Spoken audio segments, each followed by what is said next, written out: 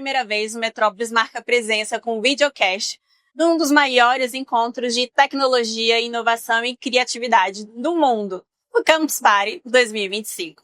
Dessa vez, direto aqui de Brasília, agora sede nacional do evento.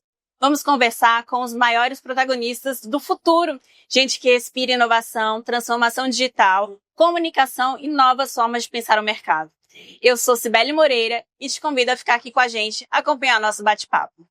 Uma das vozes mais reconhecidas do cenário game brasileiro, William Gordox, ou mais conhecido como Gordox, é apresentador de televisão, streaming e também narrador de diversos games, como CS e League of Legends. Também comanda o podcast Groselha Talk.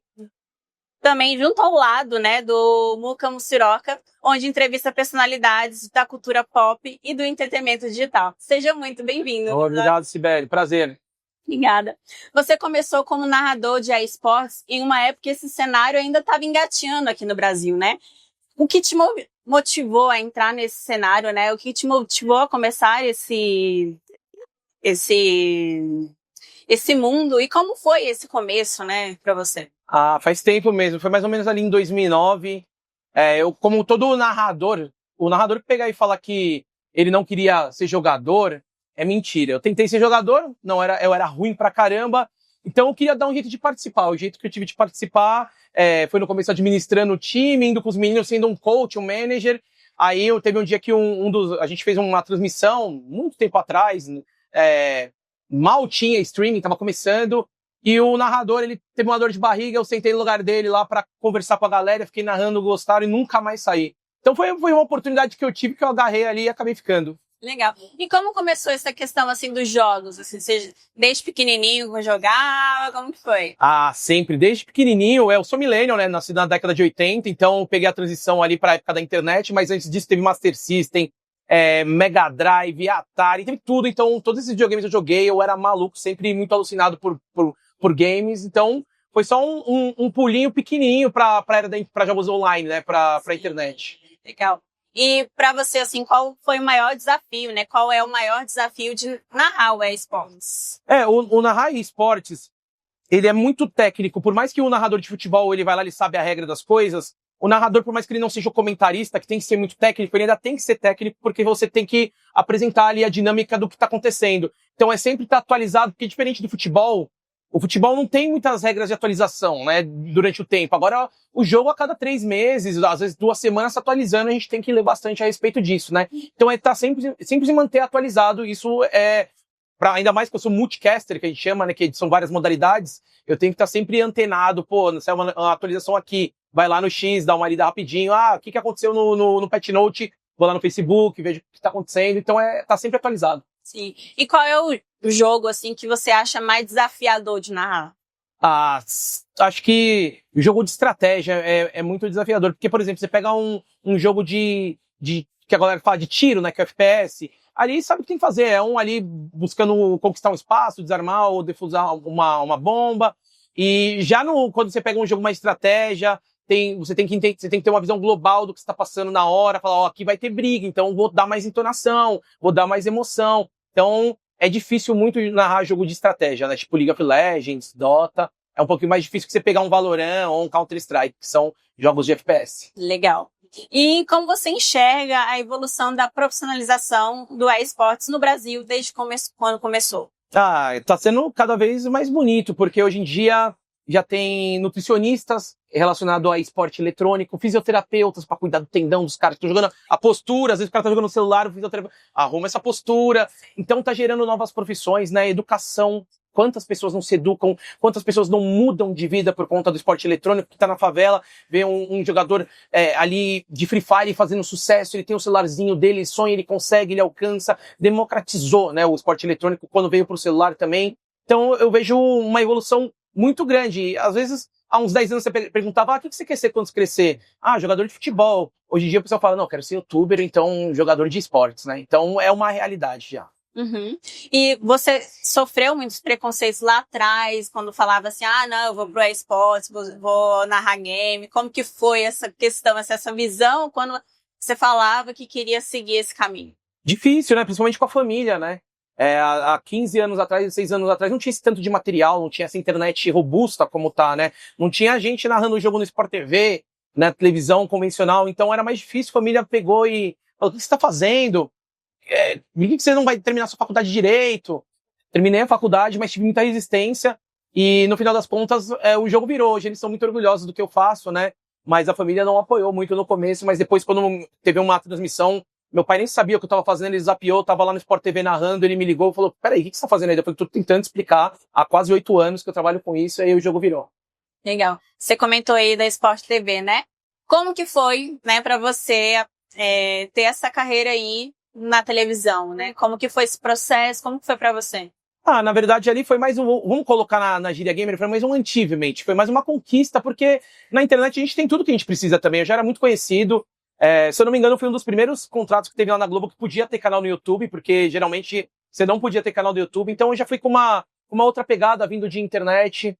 Foi muito legal, aprendi muita coisa. Querendo ou não, a gente tem que respeitar muito a televisão, a mídia analógica, porque você aprende a lidar com teleprompter, com luz, com maquiagem, essas coisas que na internet a gente pega, liga uma câmera e tá tudo bem. Então foi uma bela escola, eu me tornei mais profissional, né, com o Grupo Globo. Legal.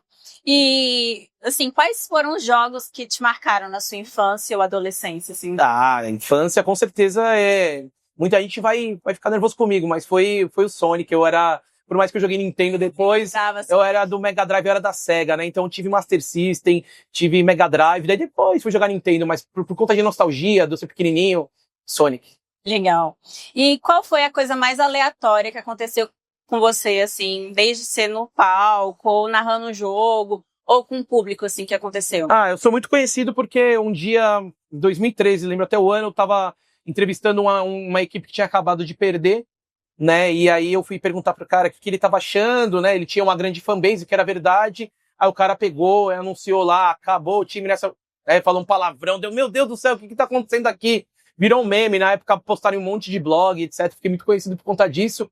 E aí eu achei engraçado, na hora eu fiquei nervoso com o cara, falei, nossa, que desrespeito e tal, mas depois deu tudo certo e ficou por isso mesmo. Mas que no ao vivo, você sabe o que acontece, pode acontecer tudo, tem que ter jogo de cintura. Eu tava ali com 2, 3 anos de carreira ali, eu falei, nossa senhora, dá pra ver no vídeo que eu fico bem nervoso com o cara, com a situação, né? Então foi um vídeo bem, bem interessante e marcante pra mim. Legal. Você falou desse marco, né?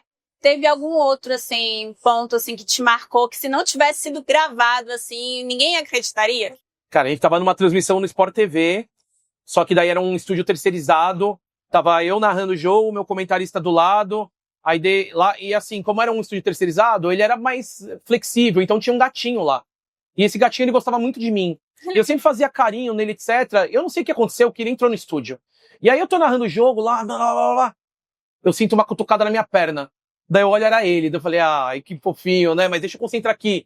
Aí ele dá outra cutucada, ele queria carinho. Eu não dei carinho pra ele. Quando ele foi ver, ele pegou e invadiu a nossa cabine. Isso passou no Sport TV também. Foi engraçado pra caramba. Virou um meme na época, mas se eu contar que um gato invadiu uma transmissão de Counter-Strike no Sport TV, ninguém acredita. Vai estar gravado. Só dá lá e procurar. Tem até na internet, dá pra achar. Que legal. Se você pudesse voltar no tempo, né, e pudesse dar um conselho pro Gordox lá no começo, qual conselho você daria? Essas perguntas são tão difíceis, né? Eu continuo com esse pensamento de sempre acreditar e continuar, né? Porque são 15 anos. Chega uma hora que você fala, nossa, quanto tempo já? Será que já deu meu tempo? Será que o game, o esportes tem idade? Cara, não tem. Eu vou continuar me divertindo e foi desde do começo, vamos tentar e continuar. Então, é isso. Tentar e continuar sempre. E como você enxerga o futuro do eSports? Ele, na verdade, tem muita coisa nova para acontecer, tem muita evolução, inteligência artificial, jogos em realidade virtual, né? Às vezes vem aquele debate, esporte eletrônico não é esporte, porque às vezes você tá sentado e, mas na lei Pelé, o xadrez é um esporte, seu coração bate mais de 100 BPM, então tem uma série de coisas que ainda são conflitantes, eu vejo ele na TV, vejo numa Olimpíada, vejo a Copa do Mundo de Esportes, eu vejo ele se tornando na mídia como um esporte tradicional. E é meu sonho também que isso aconteça. Legal. Você comentou aí da inteligência artificial, né? Qual é a sua visão da inteligência artificial agora no meio dos jogos online? Ah, com certeza. Pra quem joga, né, sabe que os NPCs, que são aqueles bonecos que não são controlados pela gente, vão ficar mais inteligentes. Ah, enfim, é uma coisa tão nova que a gente tem que esperar ir acontecendo pra ir dissertando, mas eu acho que só vem pra somar. Legal. E, assim, tem muita gente que te acompanha, né? Que acompanha essa, que gosta de jogar, que tá ali. Você vê aqui o evento com essa molecada toda. Qual conselho você poderia dar, assim, para quem quer começar nesse ramo, nesse cenário, assim, produzir conteúdo? Qual o conselho que você daria para essa pessoa que está começando agora? Uma boa pergunta, porque, inclusive, eu acho que, às vezes, a galera vai com tanta sede ao pote que acaba se esquecendo de coisas básicas como você se alfabetizar, você administrar seu tempo, porque, beleza, você estourou, deu certo, você vai precisar assinar um contrato, ler um contrato, você vai precisar de um contador, fazer conta. Então, às vezes, o cara fala, Gordox, vou largar tudo. E eu falo, não, administre seu tempo, estuda, trabalha, vai fazendo o seu conteúdo. Quando você colocar na balança e ver que o seu conteúdo na internet está rendendo mais do que o seu trabalho convencional, você faz essa migração e saber que depois você vai ser um autônomo, um empresário, você vai cuidar da sua carreira. E não é fácil, né? Então, tem que ter em mente tudo isso. Não é fácil tá nesse caminho, nessa jornada. Às vezes a galera fala, nossa, o pessoal tem muito dinheiro, tem muita fama, muito glamour, mas sempre tem muita coisa atrás também que a gente tem que estar preparado. Sim. Você falou que não é fácil, né? Assim, qual o maior desafio, assim, nesse sentido? Cara, o maior desafio, pelo menos na criação de conteúdo, inclusive em tudo, narração, podcast, que for, é você se atualizar, né? Se você ficar parado no tempo, você vai acabar comendo bola e vai ficar para trás, né? Sim. Então, nesses 15 anos de carreira que eu tenho, eu sempre vou me atentando a saber das novidades, das tendências, dos novos jogos, dos novos conteúdos, porque eu fui de narrador para apresentador, para youtuber, para streamer e podcast, né? Então, qual é o próximo que vai ser? Não sei. Mas se aparecer, eu vou estar lá. Muito obrigada, viu, Gordox? Esse foi mais um episódio do Metrópolis, direto aqui da Campus Party. Obrigada por nos acompanhar. E todas as nossas conversas estão no portal metrópolis.com e nas nossas redes sociais. Até a próxima!